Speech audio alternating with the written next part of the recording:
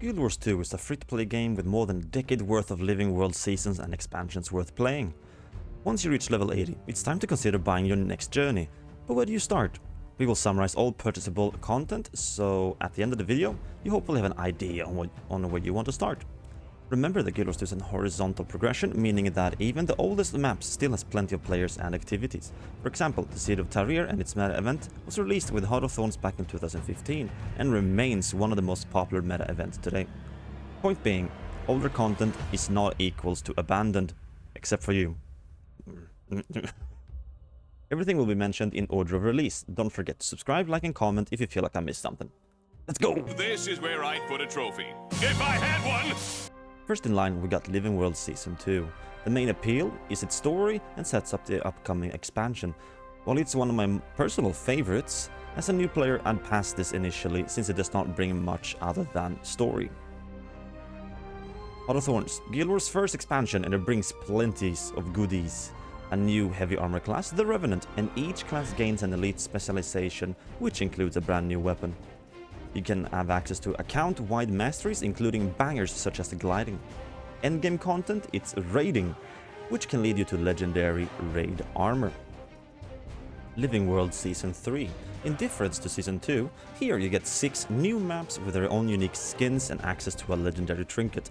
Story-wise, it's setting up the next expansion. Path of Fire.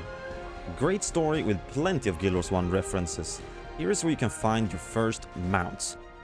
These are, as usual, account-wide the moment you unlock it with any character.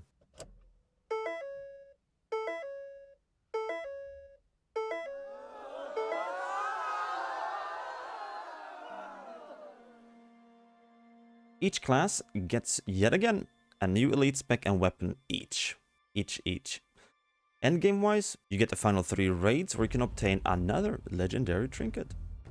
LivingWorld Season 4, arguably the best season to date. Fantastic story that will play with all of the emotions, 6 more maps, 2 more mounts, the Roll Beetle and the Sky Scale, and then another legendary trinket and great weapons and armor skins. Icebrood Saga, the forgotten middle child, where ArenaNet mixed LivingWorld seasons and expansions together. Even though it had an abrupt end, IBS still has some of the most memorable maps, 3 in total, and introduces us to strikes. 10-man instanced 1 boss encounters for some quick action with great rewards. Worth noting that these strikes now gets unlocked through owning Path of Fire expansion, therefore this season loses a little bit of value, so if I was a new player I'd pass. Big pass, just pass. The End of Dragons. 10 years of story leads up to this moment, since the Dragon cycle is leading to its end.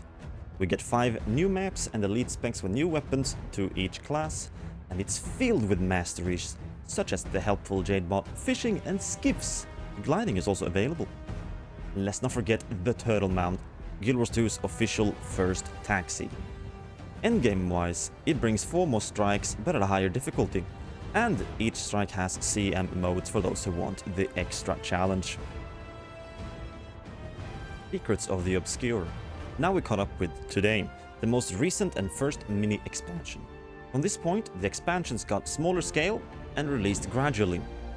The big upside of this is that we're getting an expansion each year. 2 more are already confirmed, one for the end of 2024 and another for 2025. We get 4 maps and 1 player hub. 2 new strikes with both CM modes. Instead of the elite specs, we get access to 2 masteries. 1 who unbinds the elite weapons with the respective elite spec and a brand new weapon per class. Soto also provides an alternative way to obtaining the Sky Scale mount. You still want to own Season 4 at some point, since Season brings different skills and upgrades for the dragons through their masteries.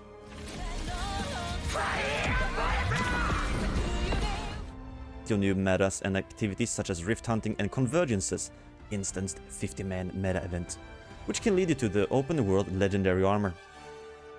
If you were to ask me what you should get, I would recommend getting the Heart of Thorns and Path of Fire bundle, since that's where you will get the most out of your money.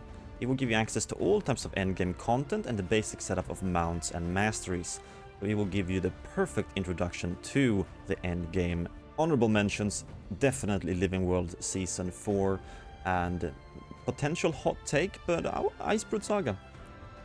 I hope you found this video helpful. Don't forget to subscribe, like, and comment if you feel like I missed out on something, or if you maybe got another recommendation. And don't forget to check out my channel where I do drop in a bunch of more Guild Wars 2 content. Hope you're having a great day. Stay healthy, stay happy, and take care of yourself. Hope to see you soon.